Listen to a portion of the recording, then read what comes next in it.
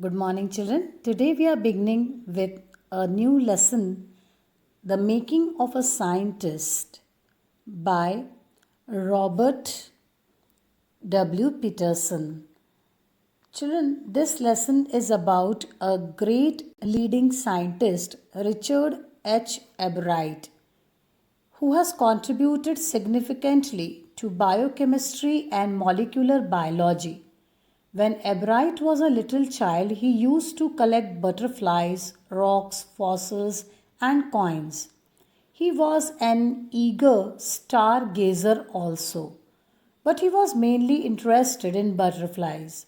During his school as well as college days, he did many experiments for which he was awarded many prizes.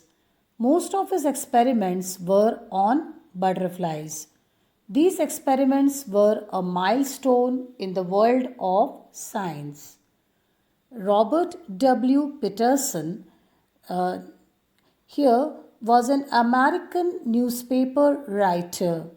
The writer of this lesson was an American newspaper writer who later became a freelance author of magazine articles and books, especially on the topics of sports and scouting. In 1970, Chronicle of Negro League Baseball, titled Only the Ball Was White, was hailed by the New York Times as having recaptured a lost era in baseball history and a rich facet of black life in America. The lesson is given on page number 32. Let's begin this lesson now. We are going to read today what became the turning point in Richard Ebright's life, or when did he decide and why did he decide to do whatever he has done, and how his mother contributed into his life. At the age of 22, a former Scout of the Year excited the scientific world with a new theory on how cells work. Richard H. Ebright and his college roommate explained the theory in an article in the Proceedings of the National Academy of Science. So it was at the age of 22 that he received the award of Scout of the Year of the scientific world. So he was a former Scout of Year and he surprised the scientific world with his theory on how cells work. He published a paper on his finding in the journal Proceedings of the National Academy of Science with the help of his college roommate. It was the first time this important scientific journal had ever published the work of college students. In sports, that would be like making the big leagues at the age of 15 and hitting a home run your first time at bat. For Richard Ebright, it was the first in long string of achievements in science and other fields. And it all started with butterflies. So children, Ebright was 21 at that time.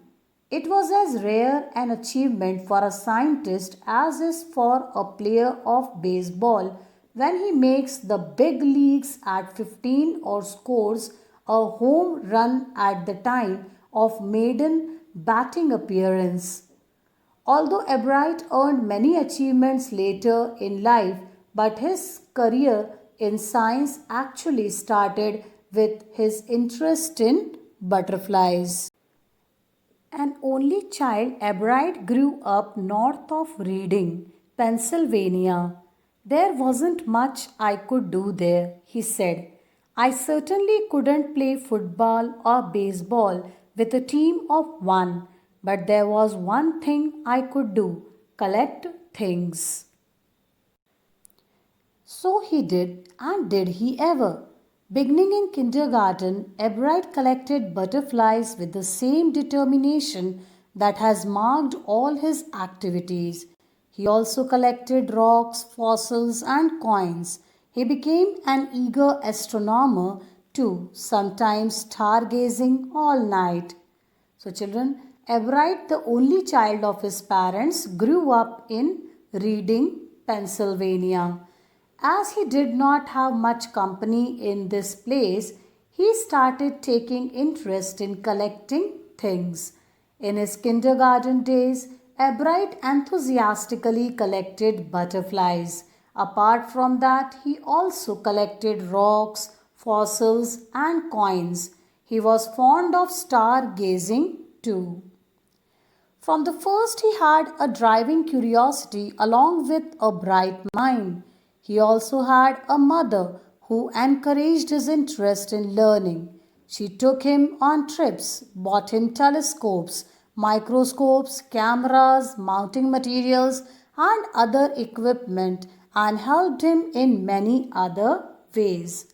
So his mother understood her son's aspirations and encouraged him in his learning. She took him on trips and bought him equipment like microscopes, telescopes, cameras, mounting materials, and the like until Everett went to school. I was his only companion until he started school, his mother said. After that, I would bring home friends for him. But at night, we just did things all together. Richie was my whole life after his father died when Richie was in third grade. So, until Everett went to school, his mother was his sole companion. After the death of his father, when Everett was still in grade 3, this companionship strengthened further. His mother ensured that Everett was always busy as she knew that her child wanted to learn. She and her son spent almost every evening at the dining room table. If he didn't have things to do, I found work for him. Not physical work, but learning things. His mother said he liked it. He wanted to learn. And learn he did. He earned top grades in school. On everyday things, he was just like every other kid, his mother said. By the time he was in second grade, Everett had collected all 25 species of butterflies found around his hometown. You can see the following box that is giving us the idea of it. That probably would have been the end of my butterfly collecting, he said. But then my mother got me a children's book called The Travels of Monarch 10. That book, which told how monarch butterflies migrate to Central America, opened the world of science to the eager young collector. So, children, as his mother ensured that he should remain busy and the child wanted to learn and therefore she supported him. By the time the young boy reached second grade, he had collected all the 25 varieties of butterfly that were found near his hometown. He was a good student and he always earned top grades in school. The mother, even ever keen for her son to continue his interest in the butterflies, bought a book titled Travels of Monarch 10. The book taught Everett about migration of monarch butterflies to Central America and sharpened his eagerness about butterflies.